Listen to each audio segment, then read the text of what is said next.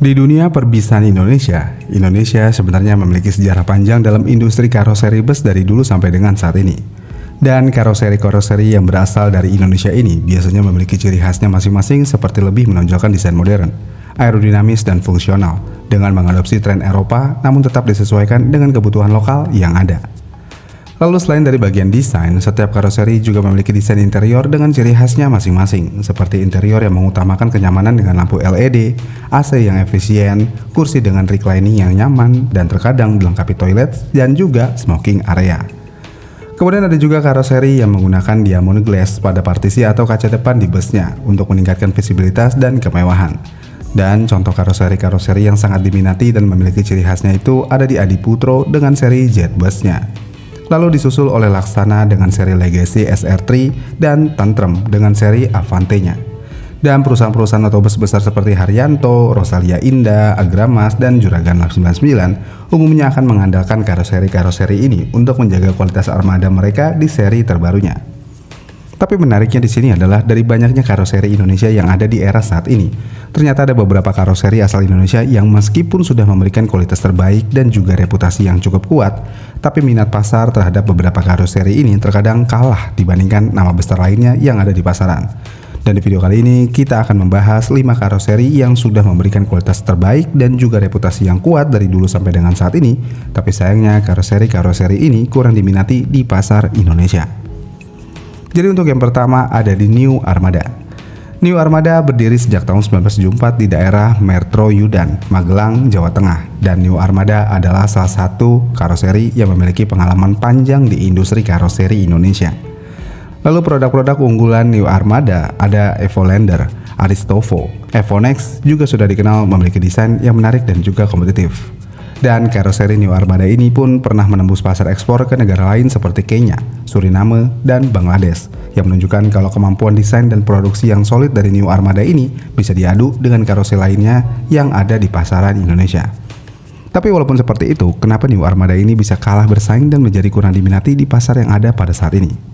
Jadi hal yang pertama menjadi alasan New Armada menjadi kalah bersaing ada di persaingan ketat dengan karoseri yang lebih dominan di segmen premium bus seperti Adiputro dan juga Laksana. Dan hal ini membuat New Armada sulit merebut perhatian perusahaan bus yang bermain di kelas atas. Kemudian dalam tren bus tingkat yang lagi ngetren pada saat ini yaitu double decker, walaupun New Armada memiliki varian double decker juga, tapi jumlahnya belum sebanyak pesaing lain yang ada di pasaran, sehingga pilihan para pengusaha bus yang ingin model premium menjadi terbagi-bagi, atau bahkan lebih memilih karoseri yang udah berhasil memasarkan model bus double deckernya duluan ke pasaran. Kemudian selanjutnya yang membuat New Armada ini kurang diminati tentu aja karena selera pasarnya yang cukup berbeda, yang mana anggota Forum Bismania Indonesia yang bernama Dimas Raditya mengatakan kurang beredarnya Skylander dan Evolander dari New Armada di Pulau Jawa ternyata sangat berkaitan dengan selera pasar. Karena kalau di Pulau Jawa, para pengusaha bus akan lebih memilih bus dan modelnya sangat aman seperti yang dikeluarkan Adiputro yang memiliki tampilan bus sangat modern dengan desain lampu sipit yang sangat menarik. Sedangkan kalau bodi buatan New Armada, bus-bus ini lebih diminati oleh PO yang ada di Sumatera dan juga daerah Sulawesi. Karena desain bus New Armada ini masih dinilai kalah modern dengan pesaingnya di pasaran yang ada di Pulau Jawa. Jadi ya, New Armada bisa dikatakan kurang diminati bisa disebabkan karena peminat pasar yang sangat berbeda dengan di daerah Pulau Jawa. Dan hal itu membuat karoseri New Armada ini menjadi sulit bersaing dengan karoseri besar lainnya yang ada. Kemudian yang kedua ada karoseri Tentrem. Karoseri asal Malang ini selalu dikenal dengan desain yang sering dianggap clean dan juga elegan. Dan karoseri Tentrem ini juga pernah menjadi yang pertama di Indonesia untuk membangun bodi bus di atas sasis Scania K380IB. Lalu Tentrem juga pernah mendapatkan sertifikat resmi untuk bodybuilder di atas sasis Mercedes-Benz. Dan ini adalah bukti kalau teknik produksi dari karoseri Tentrem sudah sangat tersertifikasi dan sangat layak digunakan. Tapi walaupun seperti itu, persaingan pasar yang sangat ketat dengan karoseri lain seperti Adiputro dan Laksana yang memiliki dominasi pasar yang sangat kuat khususnya di Pulau Jawa, ini tentu aja membuat Tentrem harus berjuang ekstra untuk mendapatkan porsi pasar yang lebih besar di era saat ini.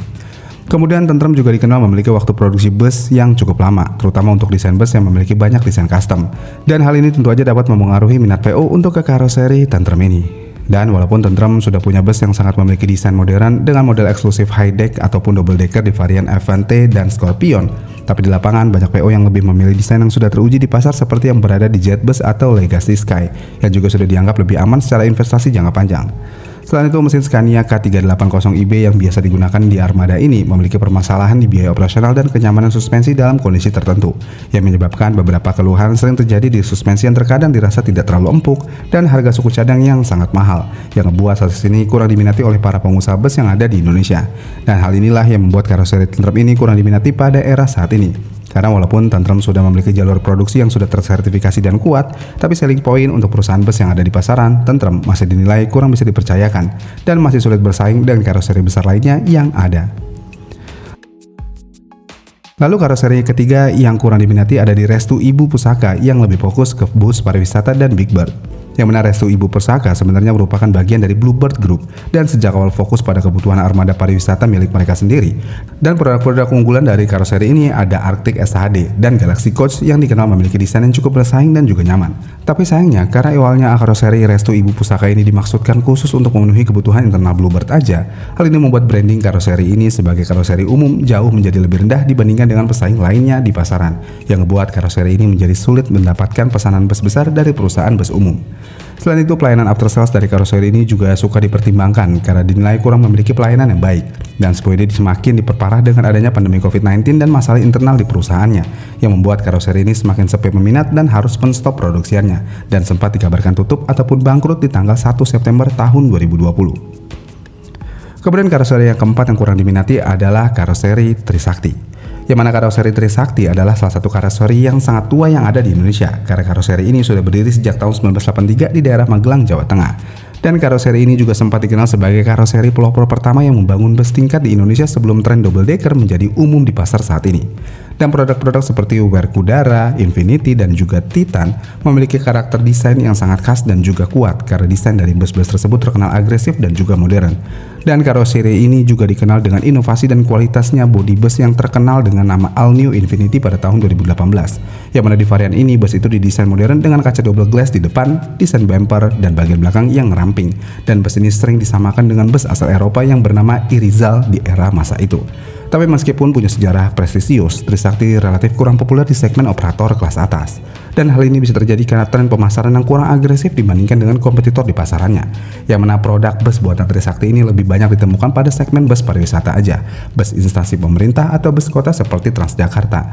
Dan hal ini jauh terbalik dengan bus malam eksekutif yang sering menjadi sorotan publik. Yang mana sorotan publik dari hasil busnya itu adalah hal yang paling penting buat menjadi pilihan utama buat para pengusaha bus yang ada di Indonesia. Dan hal ini tentu aja membuat karoseri bus Trisakti ini menjadi kurang dilirik oleh perusahaan bus yang ada di Indonesia. Dan karoseri ini juga semakin tidak diminati karena fokus utama dari karoseri Trisakti ini semakin berubah. Yang mana saat ini karoseri Trisakti juga udah lebih banyak memfokuskan produksiannya untuk menjadi pemain utama dalam perakitan bus listrik di Indonesia melalui kerjasama dengan perusahaan VKTR dari Bakri Group. Dan pabrik mereka di Magelang juga saat ini juga udah cukup besar. Jadi ya, fokus karoseri Trisakti ini pun juga sudah semakin berubah semakin seiring berjalannya waktu, yang membuat bus buatan karoseri Trisakti ini semakin jarang terlihat di jalan dan kurang diminati oleh para pengusaha bus.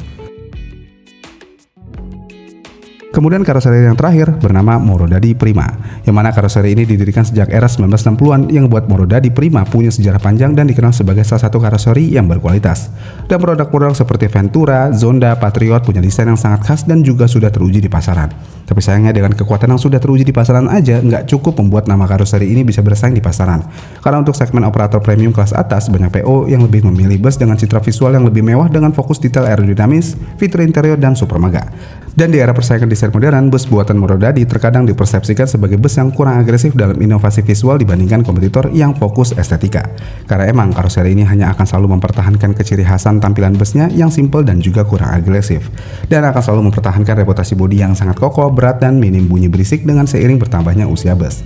Selain itu, Morodadi juga cenderung mempertahankan skala produksi yang nggak terlalu banyak di setiap tahunnya. Dan hal ini membuat ketersediaan unitnya tidak sebanyak kompetitor sehingga menjadikan karoseri ini adalah pilihan eksklusif buat PO-PO bus yang memang hanya mencari kualitas konstruksi dan bukan mencari tampilan modern yang menarik untuk armadanya.